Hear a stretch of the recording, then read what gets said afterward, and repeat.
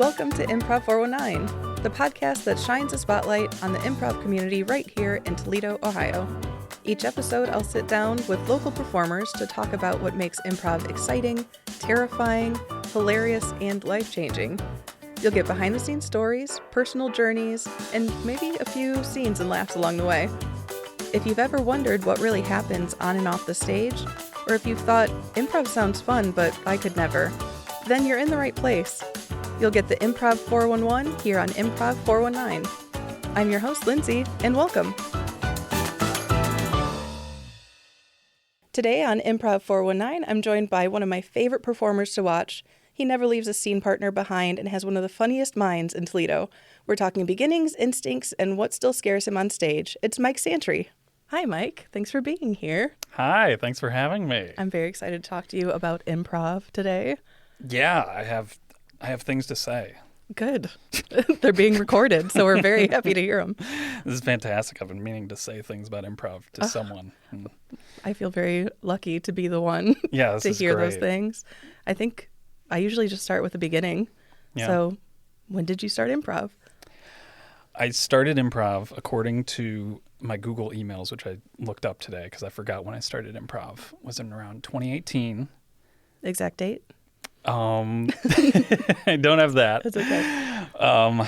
But yeah, so I think like 8-ish years ago, took a level 1. Wow. What made you decide to sign up? I liked comedy for a long time. I was a big coward. I was too afraid to do any of it. I spent a lot of time fantasizing about trying stand-up and writing jokes and then hating the jokes. And then not doing stand-up. Okay. Did you do any sort of like theater in school? Like, was there a performance that you've done before? Grade school, I did some like plays and stuff, but no, I didn't do a lot of like theater-y stuff. The closest I did was like I'd make some videos with friends every now and then, like little sketches and skits and stuff. So I always liked comedy stuff and stuff like that. But yeah, just didn't quite have I don't know. I wanted to do more of it. And so, I found out about improv and did some research, and I was like, that sounds cool. Did improv like fill that comedic desire you were looking for? It did, yes, very much so. I mean, I guess so. It's been 8 years that you've been doing it. Yeah. No, it was huge because it was actually like, I'd kind of just been spending a lot of time liking comedy, but like just being too afraid to do it, and improv's like such a good just get in there and do it kind of thing. Yeah, absolutely. Do you remember what it was like your first day of class? Very nerve-wracking. Yeah, it was scary. I mean, like they did everything right. Yeah. The teachers. No one did anything wrong. It was just, I was very scared. It's a scary thing to do. Yeah. Do you still feel that way 8 years later, like stepping out onto stage? I do. Oh, no. Yeah. I'm only 3 years in. I don't want to hear that. It doesn't get better. No, it gets a little better. It does. I mean, even for me, like performing 2 years, it's definitely different from the first day where I didn't even step out on stage. Sometimes I was like, you know what? I'm not going to. Yeah. Did you ever... Such humble beginnings. Yes. I love this for us. Well, we've come so far. Now we're on microphones. I know. Yeah, people are actively listening to us. Yeah. So you mentioned that you did sketch and videos before, and now you're an award-winning filmmaker. Award-winning filmmaker, yes. Yeah, and Third also place doing at sketch. a film festival. That's an award. Thank you. Yes. Yeah. No, thank you. Is there? I was going to ask if you have a favorite between the three of sketch writing, filmmaking, and improv. Gosh. Or maybe they all tie in together somehow. Exactly. Okay. I think they do all tie in together. I like them all for their own thing. I feel like since starting improv, I feel like I need to do improv these days because it just kind of like generates creativity. I feel like it's so good for that of just like loosening up the mind and like being willing to try out ideas, which then I think has like greatly helped me with like sketch writing and trying to write things in general, because if you go into it with like that kind of improv mindset of just like loosey-goosey, let's try things, not be afraid. Yeah, you kind of have to just let go. Yeah. Do you feel, you were saying that you still get nervous stepping out onto stage. something that you've prepared, like writing a sketch or filmmaking, when later on you're like, oh, people are going to be watching this? Is there still a fear with that, or is there more confidence? The actual showing, yes, there is still fear. Making it and stuff, like it's all, there's not an audience, so it feels very easy to do. But I will say, yeah, like when the last couple little short film things I did, when I was like playing it to an audience, I did get like very nervous. I was like, oh my gosh, is anyone going to like this? Is anyone going to think it's funny? So I guess there's nerves everywhere. Yeah, it feels so third person almost, because you're also in the audience of this thing that they're watching. So like improv, you're doing it live as people are watching. So it's just it would be nerve-wracking, I think. Yeah. How are you with your nerves these days on stage? I think I'm better. I do it. Mm-hmm. I still do it. And I think my goal is learning. I feel like I have a good excuse of being new still to be like, well, I'm just learning. So if I mess up, then everything's still fine because I'll do better next time. Mm-hmm. And it sounds like I'll be doing that for the rest of my life, apparently. Yep. I still use that excuse myself. Yeah, so. And it helps. Yeah. It helps me anyway. Always learning. So you did your film with Bob Lewis, is that correct? Correct, yeah. So you seem to be collaborative in the comedy that you do? Yeah. I think improv has been a very good thing for that, as you've probably found. Just like so many random people get into improv that have so many different hobbies and things that they do and like, that it's very cool because there's like someone in the community for every kind of little project or thing you might want to do. Yeah. And improv seems like a good way to find your brethren, like-minded people. It's such a specific art for, I think, anyone to get drawn to is like, oh, I immediately have something in common with them. Yeah. And I feel like it is such like a general like kind of art that, yeah, it kind of does bring like a lot of people that are just like, I just want to do something creative. So they're just throwing themselves out there. And they're up for a lot of stuff. You're a very supportive scene partner, I would say. I don't want to sound creepy, but since like the first time I've been watching you perform, I'm like, oh, there's a lot of skills that you have where I want to steal them from you. But you seem to be like a very supportive scene partner with people. Like I've seen you walk out and whatever physicality they're doing, you'll just start mirroring it, even though you don't know exactly what the action is. Mm-hmm. Do you have a mindset when you step out onto stage to be like, oh, I'm going to support whatever their idea is? Well, thank you for saying that. That's very nice. No, I mean, like, no, I never know what I'm doing. I think that's just been like more so just like a trick I've picked up.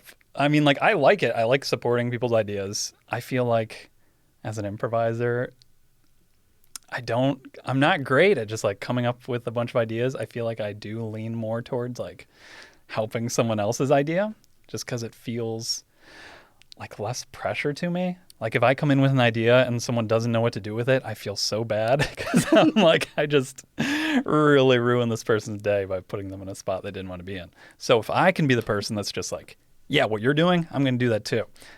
It feels safer because I'm just like, I'm just helping you. I'm not ruining your day.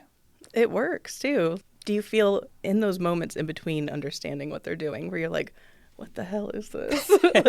Because I mean, sometimes you just don't know. Like it could be a full minute that you're standing there like, I'm doing this, but I don't know where we're at. I don't know who I am. Yeah. And if you're supporting someone else's thing, you just got to keep doing it. That's the scary thing too. Like when they start doing something and you think they have something, but they don't. So then you're both just doing this thing. You don't know what you're doing. Yeah. They're like, when are you going to say something? Yeah. When are you going to say something? Yeah. That gets a little scary. But there is something about getting on the same page with someone and doing the same thing. It brings some levity to it because it is very much like you're in the same boat and you're both trying to dig out of it together. Mm-hmm. You're not trapped by yourself. And there's something a little comforting about that. Yeah, it's kind of the beauty of improv is you're both terrified and doing something very silly on stage. Yeah. So, do you have a favorite style of improv, or like, what are your favorite scenes? What do those look like? I feel like I lean more towards I lean more towards long form improv over like short. What are my favorite scenes? That's a good question. Or characters, like something where you're like, oh, this is really, like, I'm being very silly now, or serious, whatever you like to do. Mm-hmm. Off the top of my head, I just feel like I do love scenes where people make a big, bold choice with a character. They're usually, I don't know, there's just something funny about someone making a big, bold character choice, coming out firing, and just like really committing to whatever weird thing they're doing. Mm-hmm. So I always appreciate that. Does that help you discover who you're going to be in that scene too? Absolutely. Yeah. Because like, right, if someone has like a big character and like you know exactly like what their archetype is, what they're doing, you know. Yeah. And they're big, it doesn't matter, whoever they are. Yeah, it's just like, it gives you a wealth of knowledge of like, oh, that he's playing this big goofy character. I can contrast that with being a little mousy character, like, or join them. And Mm-hmm. I feel like it's harder to do scenes when two people are just going out very soft and like discovering it, which is good too. That's the thing, like all improv, like Yeah. having any preferences in improv feels weird because it's all it can all be good if you just give it some care, you know. Do you think that like care and commitment is really what, no matter how a scene starts, like is there like a foundation, you think, to make a good scene? I think so. All of my improv thoughts are scattered and bad. And I think I know things at times and then I completely reverse on them. But in this moment, I feel like the biggest thing for me in scenes is just caring deeply about something, either in a positive or negative way. Just caring about something. Because like that's when I feel the most lost, is when I'm in a scene and I don't really know what I care about. I'm just like there and I'm existing. And it's like, that's not very fun. I feel like it's good to just like really hammer down in a scene, be like, okay, what am I doing here? Why should anyone care about what I'm doing right now? What do I care about? I really like that. And I want to remember to write that down after this. Do you have other artistic forms that you're looking to kind of delve into and express the comedy? Yeah, I mean, I feel like I tinker around in like a lot of different things. I'm kind of jack of all trades, master of none kind of deal, but like I enjoy it. I like doing a lot of things. So I want to keep doing improv. I want to keep doing sketch stuff. I want to make some little short films. I dabble in like animation and doodling from time to time, and like, yeah, so I just like all that heard stuff. stop motion also. I did do, yeah, I do. Yeah. Yeah, it's been a while, but Through the grapevine. yeah. Who told you this? Somebody we mutually know. Oh, okay. I don't know. I got to put the snafu on that. I can't give away my sources. I'm a professional journalist. It's fair. Speaking of sketch writing too, we have Chapel Groans coming up Yeah. in Toledo. I might have read some of your sketches that were posted in the Google Drive. Mm-hmm. Are there any that you're particularly excited about, or not to give away what the show might be? Yeah. Or what makes you proud of a sketch? Proud of a sketch? Yeah. Well, I never know if I'm proud of it until after it plays, because sometimes it can sound very funny on paper, then it can bomb on stage. But I have a few in there that are like little short, silly ones. I Yeah. thought they were very funny. Yeah. And very silly. When you think a sketch bombs, or even improv, is it because of the audience? If it had been a different audience, do you think it could play differently? It's possible. Yeah. Yeah.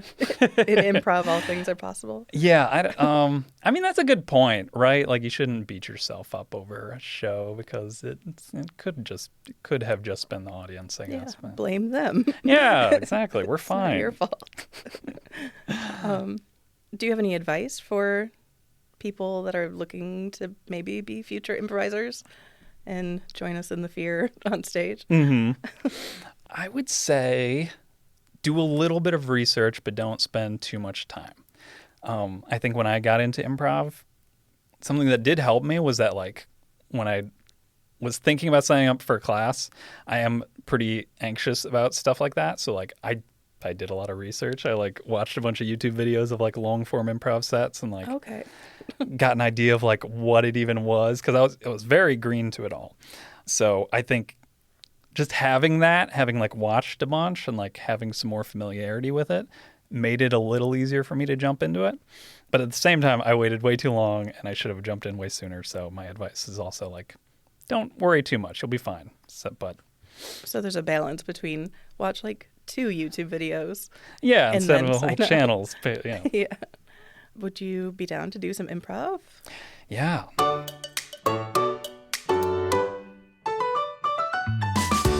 Our suggestion was beach ball. Beach ball. Okay. Yep. Well, Thomas? No, don't start pouting. I shouldn't be here. I shouldn't be on this beach. There's sand and crabs. My 2 least favorite things. You have to come outside. Sometimes. I planned this special day for you. I have a friend online that says he never has to leave. Oh my God, you're talking about Jacob again? Yes. Jacob never has to leave. His family DoorDashes him food. He's very happy. He's an enabler. He's enabling your isolation. And I want you out of our basement. Can I just turn on the beach simulator in the basement again? I paid so much money for that. I'm glad that you like it and that you're utilizing it. But look, this isn't a simulation. This is real life. Yeah, but it's worse because then if there's crabs out here, I can't just delete them like I can in the simulator. You're deleting the crabs. I delete all of them. I hate them. They're scary. Then you're just sitting in like an empty gray box like our basement. You're just a simulation of. Well, yeah, I the place deleted you the stay. sand too. It's just me and the sky. I don't know what to do with you anymore. Mom, it's what I like. It's what I like. And I tried to support you for so many years. But you're in your 30s now. I'm your son. I want to start dating. What? I want to start dating again. Why? Because I'm sad. I'm sad that my Why? son lives in my basement and lives inside a fake gray room inside of a real gray room. I like it. You should be happy that your son's happy. I guess on some level, sure. Who are you going to date? Rob from next door? You think? I hope not. He's outside all the time. I mean, he did come over and fix the fence. He's a gentleman. I didn't hear about this. He's the one that fixed the fence? Yeah, it's not like you would do it. I asked you to. I did it in the simulator. You wouldn't even come upstairs. Yeah, I did the work in the simulator. Yeah, but meanwhile, You can use the fence in my simulator. You don't come down. You barely come down to the basement anymore. I can't tolerate it. It just makes me more sad. I'm sad upstairs by myself and then being even sadder in the basement with you. Gosh. And Rob, stop the raccoons from coming in. Oh, man. There were some raccoons in the simulator. I deleted them. You sound like a monster. You're deleting these innocent animals. It is my domain in which I control. If they want to sneak into my domain, they get deleted. That's Jacob talking. That's your friendship with Jacob, and I swear I'm going to call his mother. Please don't. Barb and I have been talking. No. Yeah. We think you and Jacob should actually maybe be roommates. Jacob's a mess. Jacob stinks. That's It's your better best this way. friend. Yeah, I mean, he's in the simulator with me, but it's over the internet. I met him once in real. I dropped off some Legos at his house once, and he stinked real bad. Oh, well, you're a good boy. That was nice that you gave him your Legos. They were taking up too much space in the basement. Yeah, it's bleak down there, hun. I don't know if I would rather have you stink and be covered in Legos. What if, listen, we can start going to Long John Silver's again. I admit that I have not been doing that with you lately. And I'm Really? sorry for that. I can agree to do that. But let's just put this Rob business to rest. We don't need Rob. You're happy. You know deep down you're happy. I think he loves hush puppies. And see. Thank you so much for being here, Mike. My pleasure. It was very nice talking with you. Me too. Would you like to pitch the things that you have written down on that piece of paper? I would, yeah. One thing I want to pitch is the Chapel Groans Improv Phenomenon. I think I said that right. It sounded great to me. Say it one more time. Yeah. Chapel Groans Improv Phenomenon. And I believe that it takes place April 17th through the 19th. That's exactly right. It's part of Actors Collaborative Toledo, and it's taking place at Trinity Episcopal Church in downtown Toledo. It should be fun. There's going to be sketches and improv, and yeah, it'll be a good time. It'll be a great time, and people should Google it. Yeah, and you'll be there. You'll be performing, right? I will be there in sketches and improv. That's awesome.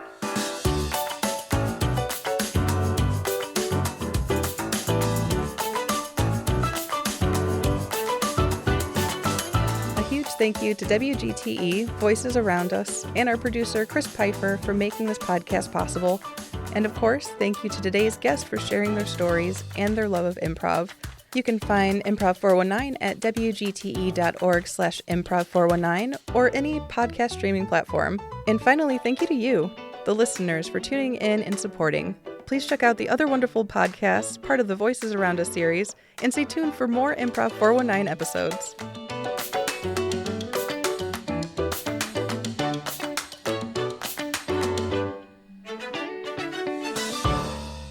WGTE.